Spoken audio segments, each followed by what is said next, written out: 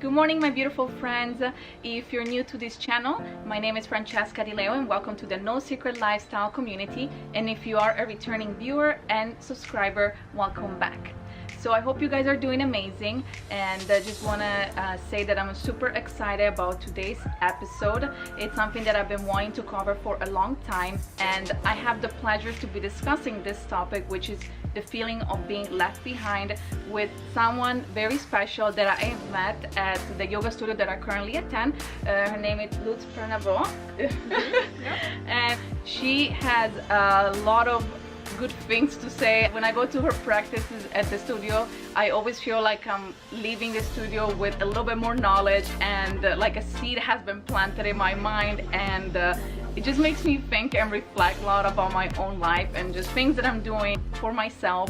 So I thought this would be a good topic to cover with you. So I do want to thank you for inviting me into your space and joining me in this quest of self-reflection and just digging a little bit deeper in our lives and what we're doing and like the feelings that kind of pass through on a daily basis. Yeah. So Well, thank you for having me. Yay! I'm very happy to be here. I know, me too. I literally, when you told me yes, like I was like, yeah. I was like so happy. So I am super grateful and for this moment. So without further ado, let's begin. I wanted to hit the top, I wanted to cover the topic of being left behind, because I know that that's something that I have experienced on numerous cases, especially when it comes to career for myself. And also because I am single, so a lot of my friends are getting married, and if they're already married, then they have children. So you start having this feeling where you're questioning yourself, and if you're doing something wrong, and why haven't you hit those milestones? Right. So first of all, I guess the question I would have for you is, have you ever felt that way? Of course, of course. I think everybody does at some point, in their life, sooner or later. We all kind of get there, and I think unfortunately most of that is the societal conditioning. Our society, our current modern society, puts so many at this point in my life, I would call them arbitrary milestones that we're supposed to hit at certain points. You finish high school, you go to college, you get out of college, you get a job, or you travel, you find someone, you get married, you make money, you go to your career. There's just so many things that you're supposed to hit at certain age, and sometimes if we're not hitting them according to whether it's societal expectations or our parents' expectations or our own expectations, immediately we feel behind. And I think that comes with all kinds of problems. I think the biggest question about this is why do we put these expectations on us in the first place? Why?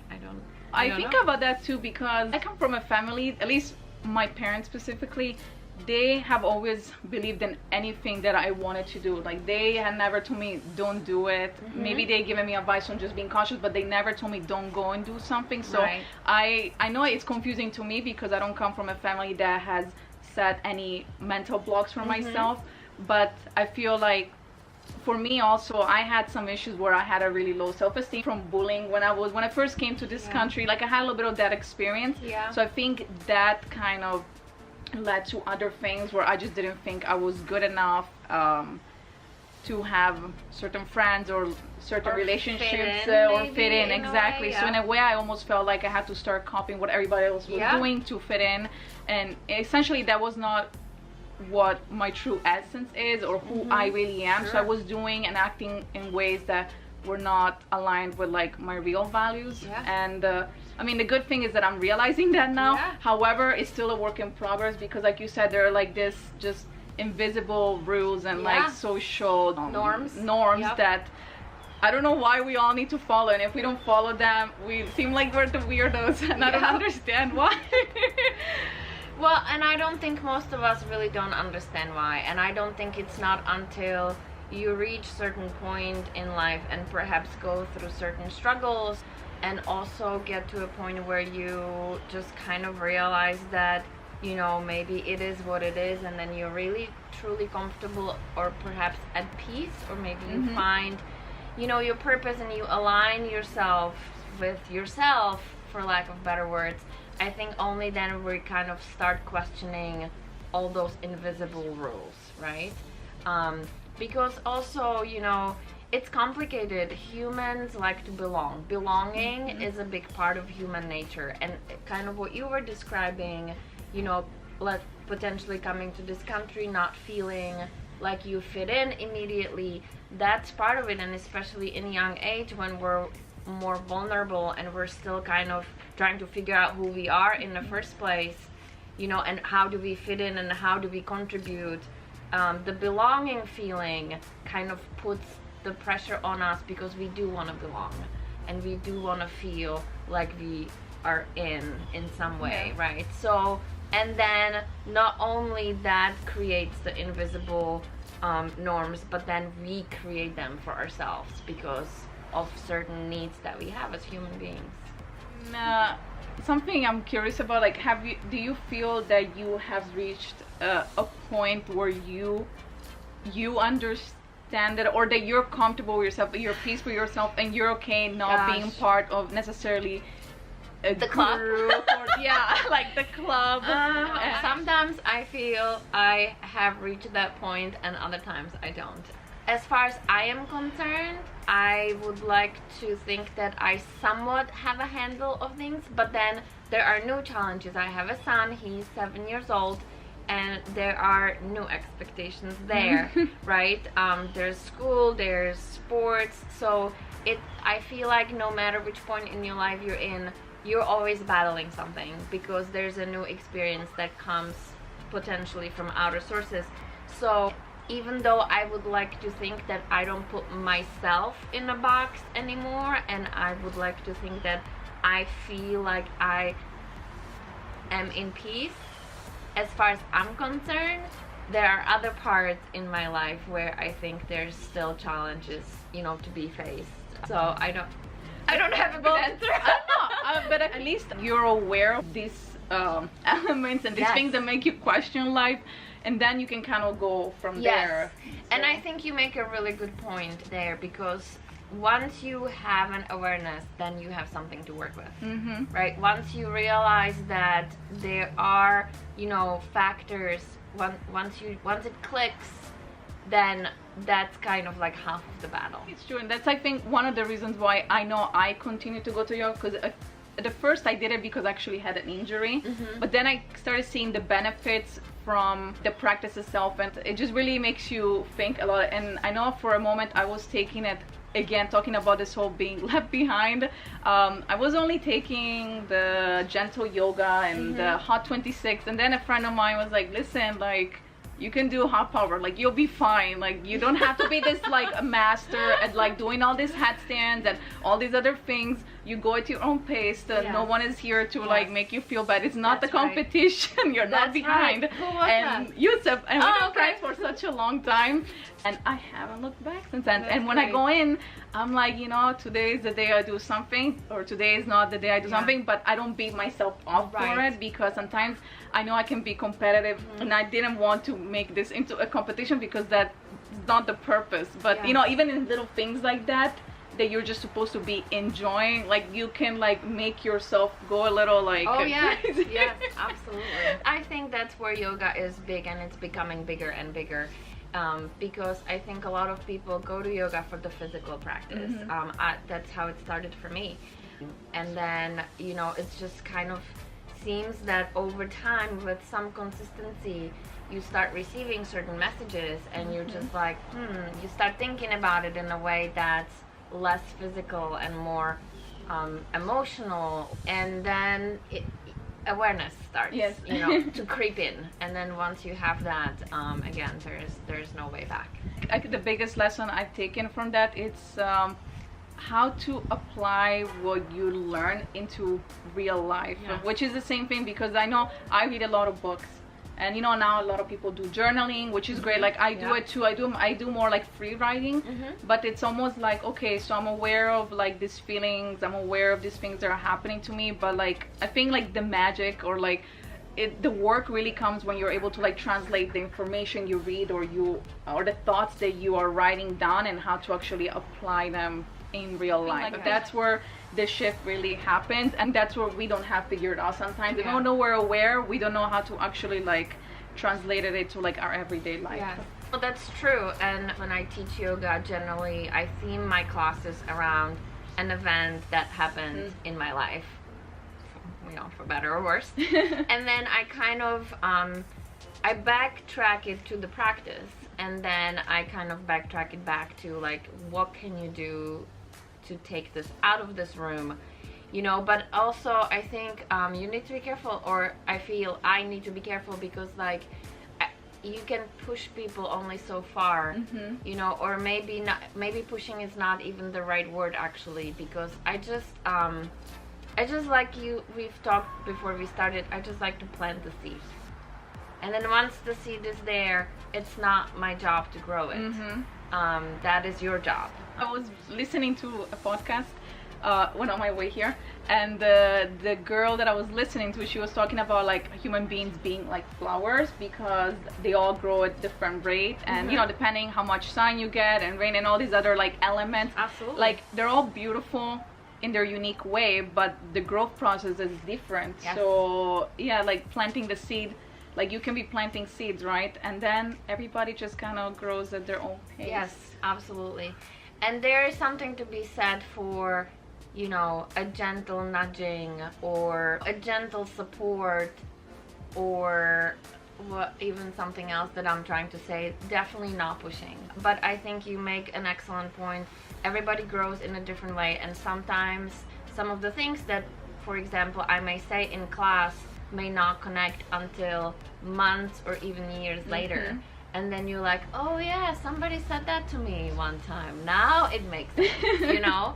But it will only make sense in your own time, based on your own experience, based on whatever is happening in your life, or, you know, like you say, whatever rate you happen to be going. And sometimes it's very slow. And sometimes it's very rapid. It's just depends. Yeah. I feel like something that we always strive for, and that's something that has always been mentioned, especially when we are like practicing yoga, is like being present. But I think it's when you're present, you also like respect the stage you're in at this moment, and just say, okay, like this is where I am today, and I understand this is where I am, but it does not mean that you're going to be there forever, but you respect the moment for what it is, and like the process that takes to get somewhere too. Yes, and that the present moment is big, obviously, in yoga and in general, but then there's also fact of everything being impermanent. So a lot of the times, especially when we struggle, I feel like people have hard time staying in the present moment because they want to avoid whatever is happening, right? Whatever pain or suffering or, you know, uncomfortable feelings, whatever it may be, then we tend to shy away. And then in yoga, we talk a lot about the present moment, but the present moment can be very difficult sometimes. But then we forget that, you know, everything changes all the time. And day, you know, is very short, and tomorrow may still be equally bad, but maybe the next day will be just slightly less bad. Or sometimes it can change within a matter of hours. So I think once we realize that everything changes and nothing ever stays the same, it's maybe a little easier to stay in the present moment, especially when the present moment proves to be difficult. But you know, it's hard. All of that is hard. It's hard because I feel like there are moments in life where you want whatever's going on in the present moment to just go away as quickly as possible, and there's also those moments where you're like, oh, I'm having such a great time, I wish we could just stop time, and just be in this moment. Right. And unfortunately you can't have either or, right? Like it's all about being appreciative about the moment you have right now, because you don't know if it's gonna change tomorrow. And if it doesn't, then great. You have, I guess, an extra day to be in this moment where you're just so happy. And it is hard because depending what you're going through, then it's a challenge. I think it's like something that you need to work on every single day. And even if you have mastered certain things in life, because life is unpredictable and there are changes that you cannot foresee, you're always going to be tested. I think it's more like how can you handle it? Yeah, I kind of had a thought. Bring it back to being behind. You know, sometimes like we feel like we need to, you know, make a better progress or handle things in a certain way. So it always comes back to again, what kind of expectations are we putting on ourselves? And sometimes the human nature, you know, there's always like which way are we gonna go for the reward? Is there like the danger or the reward? Danger, you know, going back to like human gatherer society, it's kind of the way we're wired, right? So more naturally, we're gonna try to go away from the things that are painful, right? And then, but then that also is a problem, because then we don't deal with anything. And then there are all these expectations that are put on us, but then if we're not dealing with a lot of things, then how do you effectively fulfill those expectations if you don't have a handle on anything in the first place? So I feel like it's just like a very complex, you know, topic just in general. But I do feel like we're starting to slowly be like, okay, maybe we should deal with ourselves. And that's kind of where yoga and meditation is becoming big. You know, mindfulness is a big term that's being thrown around all the time. So a lot of those things are kind of surfacing, where I feel like we're like learning to not only adjust some of those expectations, but kind of train ourselves to be in a way where if we do need to fulfill certain expectations, we are better equipped to do so. I know for me, when I realized I needed to change something in my mind, I was having my mid-year review. This was like 2.5 years ago, and I actually was doing great, but I had all these internal expectations, and I just started crying in the middle of my review. And my manager was like, why are you crying? Like, you're doing great. I have like no complaints. Like, to me, I give you something and I know it's going to be done. And I was telling her I felt behind because at a certain age I had graduated after my friends, and also job-wise I felt like I should have been making more and just doing these other things. And she was like, you know, I will be worried if you're laying in a couch doing nothing. But not even like literally just doing nothing else, watching TV the whole day. I don't know, but I mean, you are doing things for yourself.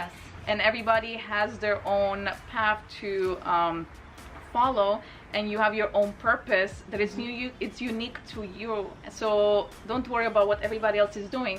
So in that moment I realized, I'm like, I don't want to look back in 10 years later and realize that the things that I was doing them based on what I thought everybody else was doing, like almost like copying them. So I'm wearing certain things, or I'm picking certain jobs, or I'm studying certain subjects or things because this is what everybody else is doing and this is what I need to do. And then later on realize that this has nothing to do with the person that I am, and because I know I'm going to be really unhappy. So I've realized I need to be more confident in who I am, and like learn who I am and the things that like work for me. And I feel like comparison, I don't think is necessarily bad if you take it more as like a source of inspiration and say, okay, look what she's doing, or look what he's doing. It's not impossible, you can achieve it too, but then do it in a way that it makes sense to you and like your values. I couldn't agree more. I think that makes a lot of sense, and I think we do a lot of that, the comparing ourselves. And you know, it's funny you should say that, because in yoga class we say that all the time, like, don't worry what the person next to you is doing. You know? Don't worry if they're upside down or if they're in handstand or whatever they're doing. Like, that's where they are and that's not where you are. And then you just need to, you know, if you want to get there, you can get there, but your path is different. Each of our paths is different, and you know, we get there different ways, and sometimes that's not even where we want to go. You know, it's really interesting when you realize that you're going somewhere and you're like, well, I don't actually want to go there. Like, well, why are you going there in the first place? Right? And so all of that is very valuable information, and I think you're right. Like, we just need to figure it out at first, like who we are and what jives with us, like what makes you fulfilled and at peace, or like out of conflict. And I think that happiness kind of comes out of that. But you know, trying to match what other people are doing is never gonna get us anywhere. So, you know, being a mom also like brings other challenges, right? Because now it's not only you, like it's another life, and there's also expectations for that and how you raise your children. Just, it's so much. So what has something that has worked for you whenever like these thoughts creep in, that you're like, oh, you know, like I might not be doing something right? Like, what have you done actively that you think has helped you kind of like stop that thinking and just kind of take a moment to like step back? Oh, that's a great question. Only because especially as a mom, those doubts are coming in all the time, as in like, am I doing enough, am I doing a good job, am I doing everything that I am supposed to be doing for this other person, you know, that I'm responsible so they can have the best life. And there are also very conflicting school of thoughts on parenting these days, right? And then there's this guilt, especially I feel like as women, and nothing bad against dads or anything like that, but I do feel that women have more of this guilt problem with, you know, the responsibility towards their children. So what has worked for me? You know, yoga. But no, in all seriousness, I think ultimately for me, at the end of the day, it comes down to the gut feeling. Like, do I feel like this is the right way? And then even if I question that, if I sit on it for a while and then I like think about it and then I like let myself lean in, if that makes any sense, then I know whether it's the right thing or not. And it's been really interesting because I feel like this feeling has been challenged a lot, and especially I am a little bit of a, I tap into my left side of brain a lot, so I tend to fight it with logic, right? It's like, and then like there's research and there's like, again, like everybody in your family has opinion on how you should do this, right? And then you question, you're like, well, this feeling is telling me that this is okay, and everybody's like, this is not okay. So at the end of the day, and it took me a long time to trust this, like this internal intuition, whether you want to call it mom intuition or I don't know, whatever it is, like at the end of the day, I have learned to trust it. And every time I go into my, you know, left side brain mode saying maybe your intuition is wrong, I have to kind of sit on it, and then at the end of the day I have to be like, no, it is not wrong, it is right, it's always right, it's always been right, it's always gonna be right, which is not sometimes a very comforting answer. Yeah, of course. I think because you're trusting this feeling, which like you said could be called anything, like maternal instinct, yeah, however you want to call it, but essentially you are trusting yourself as a person. And I feel like as a mom too, in the end you need to realize that who knows your child better than the parent. I think so. So you're, yeah, there's a lot of, well, and I think that, you know, ego comes to mind when you say that, yes. Because a lot of the times we project a lot of ourselves onto our children. And I think that's another problem, you know, that we have, that, and you know, you've mentioned that your parents weren't putting any expectations for you, which is great, but I feel like a lot of parents do. Yes. And I certainly try not to do that, and you know, I would like to believe that I'm fairly successful, but there is definitely the part where sometimes I'm like, is this me? Like, is this me trying to feel comfortable about whatever situation is happening, or is this really in the best interest of my child, just in general? So sometimes it's like, oh, double take, you know, like what are you doing? Is it ego or is it actually gut? Yes. You know, so it's fascinating. So to, I guess, kind of wrap up our conversation, so just through our life, especially talking about the whole topic of being left behind, what is the best piece of advice that you have received in moments where you have self-doubt, or you were comparing yourself to someone and you felt like you were not in a place that was meant for you, or that you were left behind? Whether that's somebody that gave you advice, or maybe you found it through reading something or something you've heard. There's a lot of that I've read, and a lot of that I have actually received, like a guidance, which was appreciated, especially whether you're feeling behind or whether you're just struggling in general.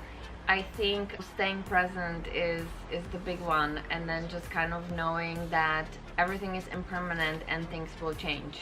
So even though you are feeling behind momentarily, at some point you won't, because everything will change. And it's just really hard to believe that when it's happening, and it's really helpful when there are people out there who, if you have that support system, that they will tell you, or they will kind of be like, hey, like, you know, it's gonna be fine. Yeah. It's just really hard to believe, and I've been lucky enough to have those people in my life. So is it really like, what advice have I received? It's not really necessarily advice per se, it's more the support system.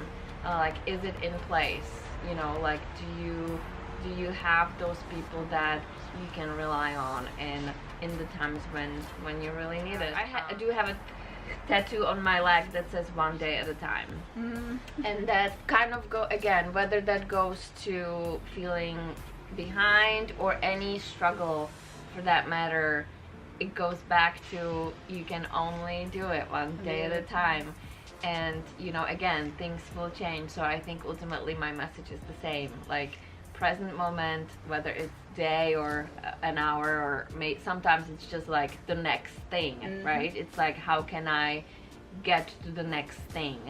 And then everything changes, and then everything shifts, and then there is light at the end of the tunnel, even though we don't see it. Yes. So I guess that's what I have. I agree with. I think that's actually very important. Having support system definitely helps out a lot. So I definitely agree with that. And lastly, what brings you fulfillment? Because I don't like to use the word happiness, because I find it to be something that is very temporary and you just passive, you know. But what brings you fulfillment at the end of the day? That's actually a really easy question for me. And anyway, at the end of the day, if I feel at peace with everything that has happened, if I went through my day, whether I was, you know, teaching yoga or spending a day with my son or doing anything else, if I feel at peace and aligned, not conflicted, that brings me in a place where I'm like, okay, I'm on the right path. Like, I feel like I'm doing the right thing. And that has not always been that way, which is why I feel now when I have that feeling, for me it's that much more important, because I didn't used to have it. And now when I go to bed at the end of the day and I'm like at peace, then I know I'm good. Does that really answer your question? Yeah, I think fulfillment is different for everybody. Yeah. So I think that's a great answer. So yeah, so it's not my job, even though it's part of it. It's not, I mean, it's, everything is kind of part of it. Being mom is part of it. Teaching yoga is a big part of it. You know, trying to be there for my friends and family is another part of it. But again, at the end of the day, for me, if I feel like I'm at peace, if there's no conflict, if I'm not creating conflict and I'm not behaving or reacting out of conflict, then I feel I am doing whatever I'm supposed to be doing. And teaching yoga has been very fulfilling for me, but I think it's just like a drop, you know. It's just like part of the big picture. It's not just one thing. It's a combination of all of these things that create this internal peace, again, which I didn't have, which is why I really value it so much. I guess this wraps up our interview, and I just want to thank you for the time you've given all of us and sharing your wisdom with us. Now, if any of our subscribers or viewers want to follow us, they can follow you on Instagram, right? Yes, follow me on Instagram. I actually have 2 accounts. It's Luc the Yogi and the Coaching Yogi. And if you're in Tampa and you wanna, you know, come to yoga, well, she's amazing. And I'll put the info of the studio and her schedule too. So if you want to try her out, I'm telling you, you won't regret it. And every time whenever I can make it, because sometimes my schedule is a bit crazy, but whenever I can make it to one of your classes, I know that I leave and with something, and I just think about it. Yeah, I'm telling you, like, all these seeds are being planted in my mind. So I definitely reap the benefits of just being around people that are spreading like good good messages that really just make you question and reflect a lot on like what truly matters and what you're doing with yourself, and are you really in tune with who you are, and I just think it's been an amazing experience. Thank you. And if you guys found this video helpful, inspiring, please subscribe to my channel, please like this video, and I will see you in the next video, and I hope you guys have an amazing day. Bye. Thank you.